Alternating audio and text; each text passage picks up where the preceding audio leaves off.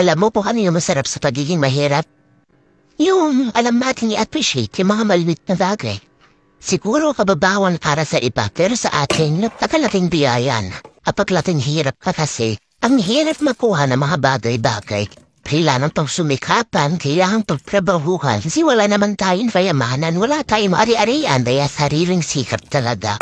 Pero alam mo, pag mahirap ka, tapos nakaramdam ka ng kinahawa, ang sarap nun sa pakiramdam, iba?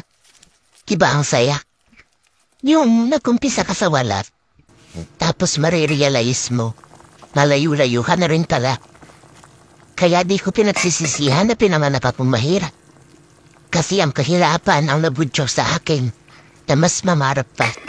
Alam mo po ano yung masarap sa pagiging mahirap?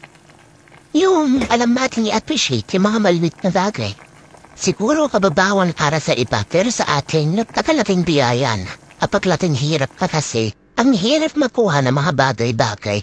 Kailangan pang